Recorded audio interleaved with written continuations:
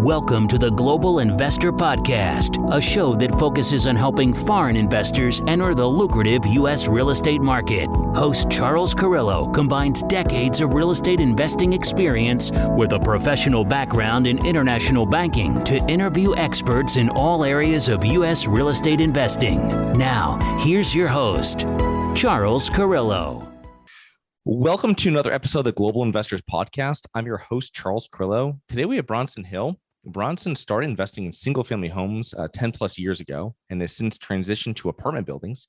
His company currently controls over 1,400 units and over $100 million worth of real estate. So thank you so much for being on. Awesome, Charles. Really excited to be with you and your listeners. Love talking about real estate and just learning more. So it's exciting. Really excited to be here. Awesome. Let's learn a little bit more about yourself and kind of how you got into real estate, both personally and professionally before you started investing. Yeah, so I've done a number of different things. My background in nonprofit as well as in sales in the medical field. And I've been doing single family. I've been doing single family for about 10 or 15 years. And as I looked back, I realized, that single family house that I had, that I'd lived in, and then I moved to another state, held onto and became an out-of-state landlord, actually performed really well for me. It wasn't a ton of work and it was actually a pretty good investment. So I thought, oh, this is great. I should do more of these. So I ended up buying single family houses in Cleveland with my dad. And, the numbers looked phenomenal as we looked into it. And then we did, and it was good. It turned out really well. We made some good investments, but it was really a lot of work. I mean, for the amount of work that I was putting in. And I think that's one thing that a lot of people don't really account for, especially with single family, is that we don't value our time, or we undervalue our time when looking at single family investing. And so I had a grand plan, Charles, to basically get 30 houses and retire from my job with passive income. And I thought, this is going to be great. I'm going to retire. It's going to be awesome. I'm going to be doing whatever I want to do. And then I had this cousin that I hadn't seen in years, who was a multifamily guy who's, really successful, been doing it for years and years. And he said, I told him my plan. And he said, that sounds like a lot of work. He said, why don't you do multifamily?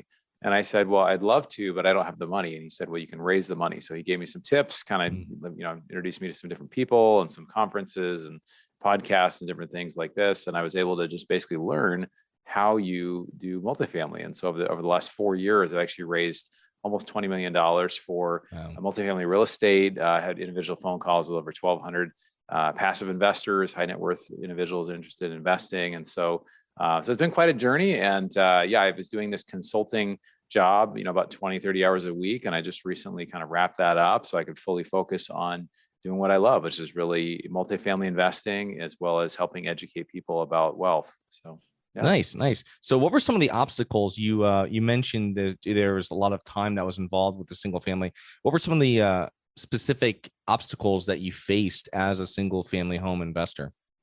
Yeah. So with the single family homes, I mean, a lot of people really think, oh, that's how I become financially free, as I invest in real estate. And everybody thinks single family real estate, but it really does not lead to financial freedom, because even though houses tend to appreciate, and I had this first house, I had it for years and years, actually about 15 years before I ended up selling it just earlier this year. But, basically the cash flow really wasn't that great. Maybe I was making $100 to $300 per house, and, things kind of, went up over time, but it's kind of this very slow, drawn out type of investing that it just didn't really add up to what I wanted it to. And then when I really counted the amount of time that it took, and again, being somebody who is a high paid professional making, high into the six figures, it's like, your time is really valuable. So every time your property manager calls you or sends you pictures that, hey, this tenant did this, or what do we do here? What happens here?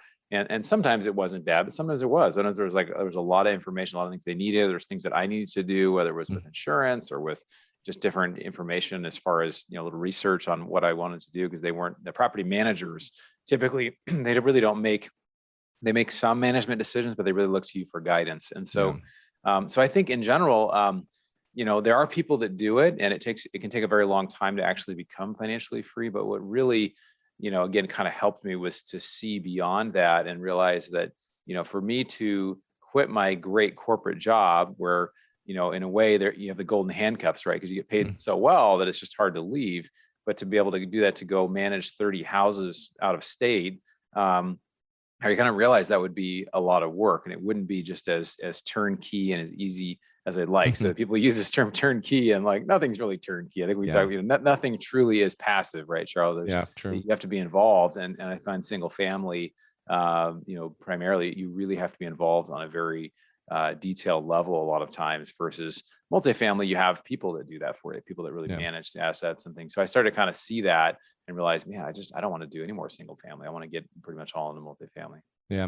I think I know one person out of all my years of networking and investing that's made a substantial amount of money in single family rentals, and they had full-time employment on their end to manage it. But it's very difficult. And especially geographic works against you as well. You know what I mean? So it's one thing you're like, oh yeah, great, I'll just buy all these houses on these streets. Yeah, well, I mean, but what happens when there's one that's a great deal that's 30 minutes away, and this one there, and then now you've got someone that's just driving back and forth all day long. Whereas if you can kind of geographically center it, but definitely multifamily is a much easier and scalable business model, I think. And it's much easier to manage as well, because like you said, the insurance, because I always laugh when you're saying that, because I find out with my smaller rentals that it's, insurance policy changes every year or something like this changes, or you're looking for something. And if you only have 3 units that's under the policy, I mean, it's not the best use of your time. But if you start getting 20, 25 units or 50 or 100, whatever, I mean, now it's not really a hassle because you have so many units that are bringing in cash flow. Yeah, I really see it as a much, much safer being in larger types of assets. I mean, in the 2009, the worst point of the Great Recession, 4%, a little over 4% of single family houses nationally were in delinquency, which means they were 60 days behind on their payments or more. And in the same time, large multifamily, meaning 60 units or more, it was, instead of 4% delinquency, it was 0.4%. So instead of 1 out of 20 every 25 houses, it was 1 out of every 250 apartments. And so it's just a much more stable asset. And it is more efficient on the management as well, because let's say you have 10 houses and you got one maintenance guy who's going from place to place, and they're paying so much, you're paying them so much per hour, and they go to one house and they go to Home Depot and then they come back. It takes like half a day or a day just to kind of do one little thing, versus you have a full-time person who's at one building. There's a lot of similar type of products. You can kind of mix and match, and they're full-time, so you get a discounted rate on them. And so there's just so many efficiencies that come to multifamily that we just don't think about. And I think that's the challenge when newer investors look at turnkey or single family. They think, oh, the numbers look amazing. Well, the numbers usually never turn out the way you want, and usually they're way lower. And if you talk to a broker, they'll make the returns sound way better than they really are. And of course, they don't account for your time. So and then at smaller properties too, they miss so many expenses. Whereas when you get into larger, and they're larger, and you get into commercial properties, not that every expense is always there, you've got to normalize those, but it's something that you're like, there's so many things here that are missing, and someone's telling me what they're going to make, and I'm like, hopefully, but I mean, like, what's this and what's that, and what happens if this person leaves? And that's always usually the killer. Is when someone leaves and you're like, now that goes your whole year of profit. And so it's like you're working just to pay some equity to the bank. So that's a tough investment strategy. So tell us right now, like what your firm's current strategy and investment criteria is. Yeah, so we, like you mentioned, we have over 100 million in real estate assets, and all in multifamily. We're in the South. We're in the Sun Belt, which basically Texas to Florida. I live in California. I don't own anything in California. All my stuff is outside of California. And I think for reasons, I mean, there's so many reasons for that. There's, we invest in the South because, political reasons, businesses are open, things, you have more landlord rights versus not being able to evict tenants. There's a lot of migration happening, and I think it will happen in times of where things are going well in the economy and times of recession. So when things are not doing well, like in 2009, a lot of companies moved to Texas, right, or Florida, because there were, opportunities to pay, the more attractive, more like smaller salaries, but people could still live well in a lot of these other markets. And then also because of the weather, a lot of older people want to go retire there, and it's cheaper to live. So if you live in Chicago or New York, you can go live in Florida or Texas or somewhere else and live really well. So I think that's only going to continue in those areas. And so, we're really strong, kind of, all in the South, and we're just, seeing the benefit of places like Jacksonville and Dallas and Atlanta and some of these markets that are really doing well. So, but yeah, primarily we work with high net worth individuals to do passive investing. We like a value add approach where we come in and we can see pretty clearly that, rents for a particular property we're looking at are below market. So we can come in and do some renovations, usually put $8,000 to $10,000 in per unit, Wow. maybe raise the rents $150 to $200 when they vacate. And the goal really is, typically a 3 to 5 year hold, and to increase the value substantially of that property and give investors a great return while improving the neighborhood. So exciting. Eight to $10,000 per unit. That's those are pretty heavy lifts. Is that usually your business model going into these properties? Not the light lifts, but more of a heavy lift? Well, it really varies. I mean, you can Yeah. come in and you can paint, you can do stuff really basic for cheap. But I mean, you come in and you're doing flooring, sometimes you're doing some work in the kitchen, maybe you're putting new countertops on, you're doing some work in the bathroom, new bathroom tops. And I mean, you come in and basically, one example now is we have in Jacksonville, there's 138 units. We're working on a deal there. And it's about $8,000 to $10,000 per unit. But people wonder, well, this place is 99% occupied. How do you get the turnover? Well, a lot of these units just kind of turn over on their own. So when they come up for lease, you say, okay, well, rents everywhere are going up, so it's $100 more per month if you want to stay. But if you don't want to stay, that's fine. Just let us know. And so about half the people end up staying, half people leave. So if they stay, they end up paying the $100 increase. If they leave, then we can basically come in and do those renovations, and then we'll see more like a $200 rent increase by doing the work. So it works out, and we see, again, it just adds so much to the value. I mean, if you raise rents per unit, if you're able to raise them a couple $100 a month, I mean, that can raise $3 million or more for the whole property. So it's just amazing how that directly correlates to your returns, which is amazing. Yeah, cutting expenses is great, but pushing income is much more.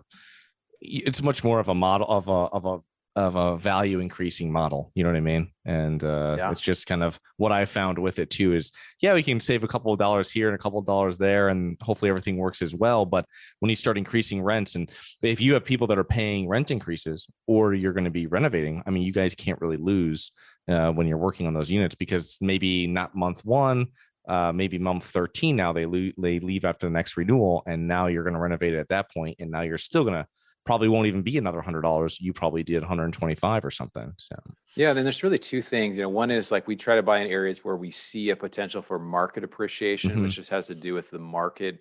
Generally, rents are rising. So an area like Jacksonville is one of the fastest in the country. Just rents in general are rising. So that's one thing. But you don't really have control necessarily, except for the area you buy in.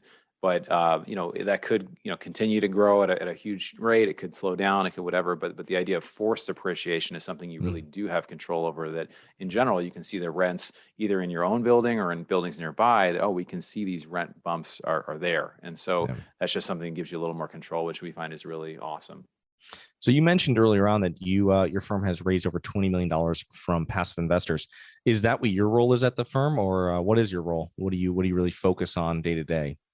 Yeah, so we found, I've been doing this for a number of years now, and what I've really found is that there's really two types of main roles within groups. So typically you'll have more of an operating type of role, somebody or some group finds assets and they'll basically help to get them under contract, and then they'll manage them and they'll try to have really good performance. And it's very, very, very important. And then there's other individuals that are really good at working with investors and helping to raise money, and just are more kind of a people person and enjoy doing that. So I'm more of the latter. So I do like working with individuals. So again, I've had a lot of conversations with wealthy individuals. My background is working with a lot of physicians, which physicians are not always the best investors. Sometimes they're the worst investors. There's reasons for that. But really just trying to understand what people are looking for and helping them get there. So to me, kind of my role is I look at a lot of different deals. I'm not actually the deals that we do. We're typically not the operator, at least at this point. We typically partner with groups that have established operating groups that really, they're great at operations, looking at their performance. A couple groups I think of, the 20 to 35% returns per year, even though they projected in the 15s. Which is amazing. So the under promise and over deliver, similar values that we have as far as being transparent with investors and things like that, and just really looking at conservative, writing conservatively. But so when I previously worked with a group, I worked with a pretty large syndication group, and I was a partner. We all worked together. And it really limited the deal flow sometimes because, for the group, we'd only have a deal, typically every 5 to 10 months, because we're just very Yeah. selective on what we did. And so now I get presented deals a lot from different groups that and I pass on almost all of them, but, Yeah. I'll have some that come around. And actually in the last 6 months, we've had 3 deals that we've done, which is amazing. Mm. So just the ability to have more deal flow. And then I passively invest. I'm involved on every level where I'm going to a property. I'm looking at competing properties. I'm part of the diligence team. I'm part of the asset management team, though I'm not the primary asset manager. I basically just am not the one that found the deal, but I'm working with Yeah. investors before and after the deal closes. So yeah. Yeah. No, that's great because the sourcing of deals is what I found is that it's a full-time job. I mean, especially when we're dealing with these larger assets, 100+ units in the multifamily space. And it's very, very competitive. And you really need to have someone that's spending literally a full-time job of building relationships with those brokers. And then also, finally, when they send you a deal, that it gets underwritten and it gets done very quickly. And that's something too, shows professional, but you can't just be finding deals. You've got to have, there's got to be like one group or one person that just relationships and underwriting. And I mean, it's very difficult to be doing all of them, all the different parts of it. But how are you vetting some of the sponsors that you work with and the operators? Because that's something too. We always like getting new deal flow, and working with other operators allows us to keep consistent deal flow going out to our investors. But how do you guys do it?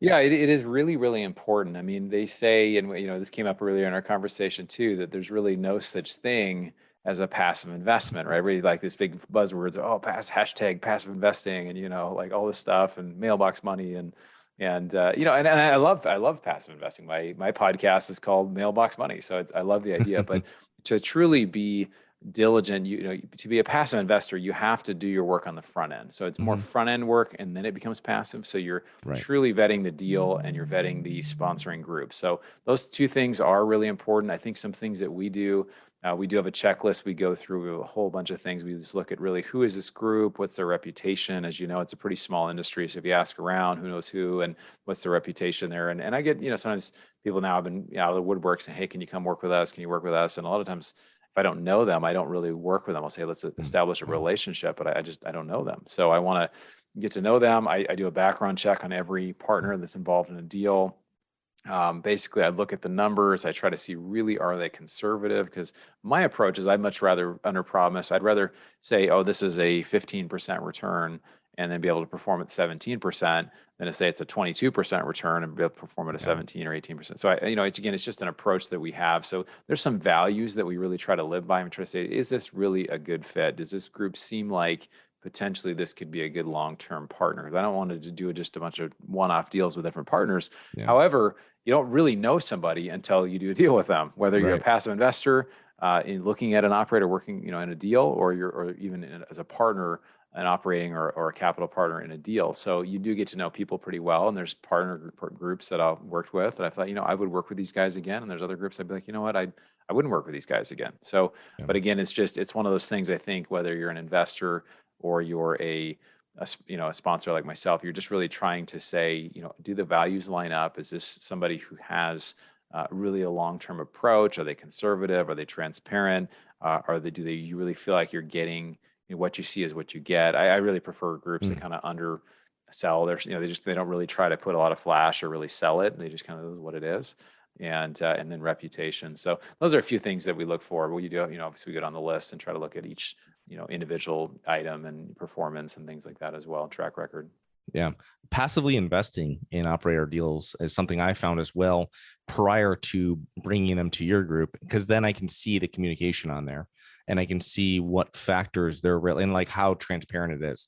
Because if they're transparent with passive investors, I'm thinking it's going to be even more transparent with partners for sure. So it's something that I want to see, how rent collections are going on a new product. I mean, and then if you had any kind of passive holdings during COVID, I mean, that's, you're getting emails every week on deals compared to every quarter or every month. You know what I mean? Because people are like, what's going on or what's happening? And I think the communication is one of the biggest things that I think a lot of operators and sponsors and GPs, they kind of fail on a lot of, especially with new investors that are new to this as passive investors. Yeah, exactly. Yeah, no, communication really, that's a huge one. I'm glad you brought that up because people, the worst thing is you invest in a deal and all of a sudden there's just crickets on the other end, or if you reach out and somebody doesn't get back. I mean, it can be a really frustrating experience as an investor, even if the deal performs fine. It's just the ability to kind of have a person that you can connect with.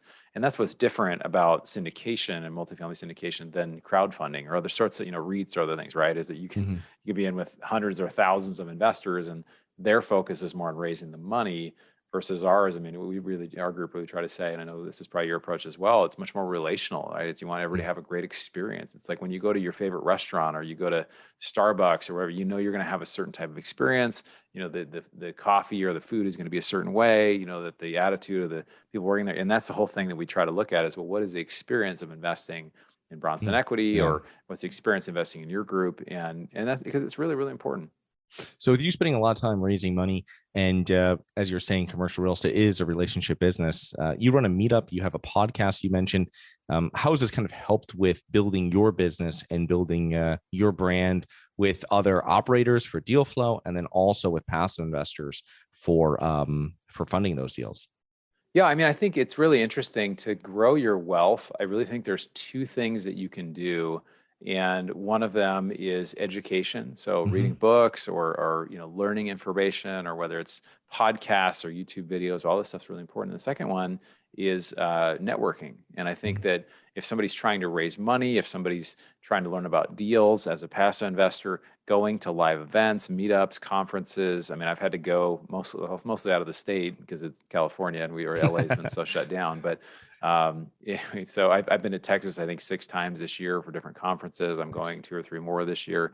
So, it's one of those things that you just have to be willing to meet different people and ask questions and learn and find out, hey, who have you invested with? What's your best deal? What's your worst deal? And just, the more you talk to people, the more you're going to learn about what's really going on in the market, how investors are actually doing. I really think if somebody's a passive investor or aspires to passive investing, you have to go to meetups and you have to go to live conferences, because you'll meet other investors. Sometimes you'll meet full-time investors that all they do is invest passively, and they'll have all kinds of experience of here's how I lost money, here's how I made a ton, here's a guy I'd avoid, here's the ones I invest with all the time. So some of that information can be really, really, really valuable for people.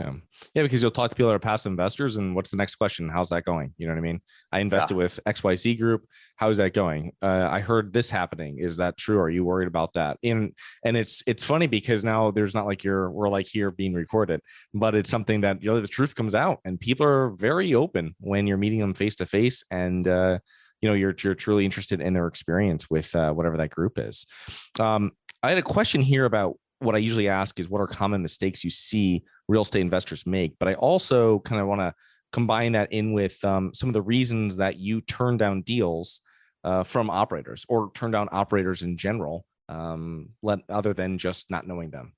Yeah. So you mentioned if I don't know them, that's one thing. One time, the SEC is very particular on if you're raising money for deals, that you're not paid just for raising money for deals. So when I said, hey, I'm involved on every level, I am involved on every level. And so I had one time an operator send me a thing of, hey, we're going to pay you this much if you can raise this much. And it was like all percentage. It was like in an email. And I'm like, oh my gosh, it's a big no-no. So there's things that like just from a compliance standpoint, and I was able to connect with this guy later and just say, hey, it's probably good that, you don't send out emails like that for various reasons, because you don't want to be on the radar for the SEC, because I know that that's important to them. It's just that we're not, we have all this money here, we're putting it into deals, different places, unless you're actually a licensed broker dealer, which people do. But to me, that makes people a little more of a financial person that invests or, gets people into real estate versus a real estate person that's going to properties and doing all this. And in the past, I was an investment advisor for several years. So I sold some alternative asset stuff, stocks, bonds, all that stuff. So I would much rather be a non-licensed person, because it gives you some flexibility to create educational stuff and do other things. But I would say that that's one reason. I mean, reputation, sometimes the deal itself, I'll look at the deal and I'll look at the underwriting that, if it's, really high returns. Sometimes I try to think from my investor standpoint, like, does the deal look too good? Is there something here that I'm missing? Are they counting on 5% rent growth in Dallas because it's always grown 5% the last 10 years, and say, well, no, maybe conservative is more like 2 to 3%. So really kind of knocking those numbers down. So I think it just comes down to those real values decisions that for us, I mean, we have 3 real core values. Is one is conservative underwriting, second is transparent communication, the third is really a partnership approach with investors. And so if something doesn't fit with one of those, or there's some character issues that come up, or there's just something that I see that doesn't make sense, and that's whether somebody's a passive investor or they want to be an operator, it's just, you have to look at a lot of deals. You got to analyze the deal. You got to see the wording. You got to look at the assumptions as far as the rent growth. Another one is the exit cap rate. If they're being aggressive on those numbers, you just have to kind of wonder about other things. So I think those are really important. The track record to me is also one other thing I wanted to mention, that some people have no experience, where they have 1 or 2 deals or very little experience. Some people have 20 plus years of experience, and usually the groups that have 20 plus years of experience, they have all the money that they'll need. But it doesn't mean as an investor you want to invest with them, because typically the returns are lower because they can't find value add. They can't find certain types of things. So it's really that sweet spot of people that typically have 5 to 10 years of experience. They've had multiple deals with some exits, just so you can kind of see how they operate and see some track record. To me, that's really important. Yeah. Do you ever kind of look at past returns or track records?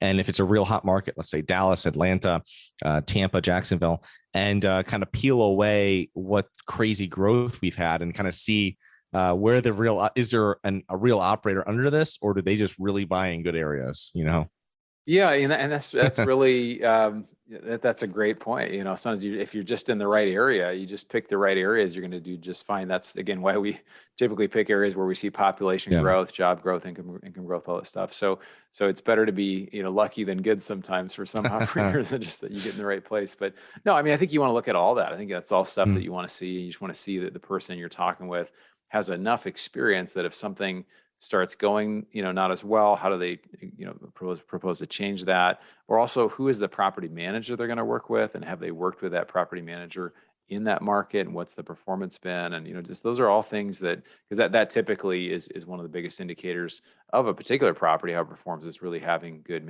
property management in that particular market. Yeah, very good. Yeah, property management. That's a great point, because they are actually the people that are talking to our clients, right? Our tenants. And I think that's another overlooked thing. That's great that you brought that up. Awesome. So you've added like 600 plus units to your portfolio this year. What do you think are the main factors that have contributed to your success? Yeah, I mean, I think the biggest thing is just continuing to network, continuing to find the right deals. I guess you put in the work, and you'll find the right opportunities. So I think it's the more kind of my brand or network has grown, the more it's led to just people saying, hey, I'm interested in this, or would you want to be a part of this? And again, I'm very selective on the deals that I do and the people I work with. I want to also have some sort of exclusivity, where it's not like I'm one of 10 people raising money for a deal, that's like everywhere, it's all over. And we've done some of the 506C accredited only ones. And we've done some that are 506B, which are only, for sophisticated or accredited with a relationship. So, but yeah, I think just really, continuing to just do the work, continue to look at the deals, continuing to really consider, who I'm working with, and also the experience of investors, the process that we have, continuing to get better with those things. And we have a lot of repeat investors that invest in every deal we do, or they, invest as much as they can. So, or they tell friends and family. So I think, that's definitely a good sign for us, and things that we want to continue to see. So. Yeah, that's great. I've seen before, I get messages from people, and they've told me, I want to invest with someone like a 506C person they've never met or anything. I'm like, go to some events, you'll meet some people, talk to some people, build a personal relationship with them, get on all these deal flow lists, review stuff, and that's how you're going to do it. And that's perfect and required if you're 506B, but it's also, I think it's a great strategy for 506C. I'm not just going to wire someone money that I've never met. You know what I mean? I want to have some sort of rapport with them, and I kind of see how they talk and how it deals, and kind of see, you see their whole experience. It's much different than when you're just watching YouTube or getting information from other people. So.